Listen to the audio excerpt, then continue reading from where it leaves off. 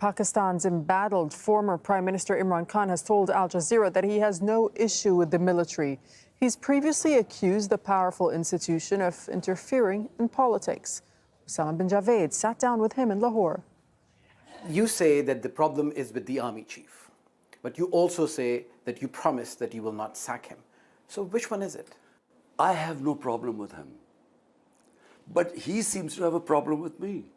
There's something floating out on the social media about some statement or allegations he's made against me, which are quite worrisome because that's what he thinks about me. But it's his problem. There's some reason why he has decided that whatever happens, Imran Khan cannot come into power. Army is an institution. You don't directly, what is the word? I mean, you do not want to interfere with it to affect it like all our other institutions have been weakened. And if it's a surety he wants that I shouldn't sack him, well, I was willing to give it. So all I'm saying is the problem is not from my side. You wanted an ex-general to become the army chief instead of the current one, General Faiz Hamid, who's accused by your political opponents of engineering you into power. This is, again, a myth. And this myth was floated by General Bajwa. I never, a year before the appointment of the army chief, I never even thought about who should be the army chief.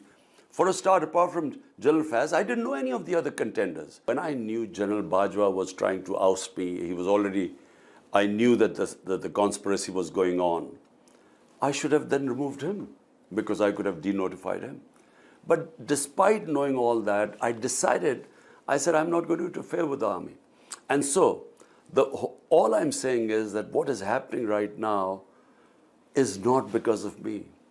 It's nothing I have done to antagonize the army chief. There is something he has against me, which I don't know. Well, you have a history with him, and he was the intelligence chief. Let's come back to independent analysts say that there is a pattern to what happens in Pakistan. Whoever is in government says they're on the same page, as you did when you were in power. Now the people who are in power say they're hand in glove with the military establishment. The relationship has never been better as it is now. And when they come in the opposition, they accuse the party in power of taking them out of politics. In my 3.5 years of power, can you tell me of any incidents like what has been happening to us for 1 year? The PMLN was cracked down on. The television screens were not allowed to air their interviews. Their leadership was rounded up, including their women as well. This is what they're saying on television screens. It is just such a bunch of lies.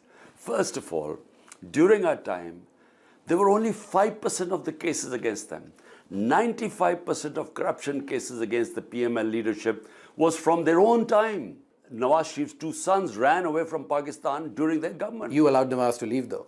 No, but first of all the 95% of the corruption cases were when we inherited them. Nawaz went during our time, but unfortunately, we didn't realize that his reports were all doctored. We thought he wouldn't survive a day. We were told in the cabinets. Anyway, what I'm saying is that you cannot even think of comparing what has happened to us in the last 1 year as opposed to what happened to them.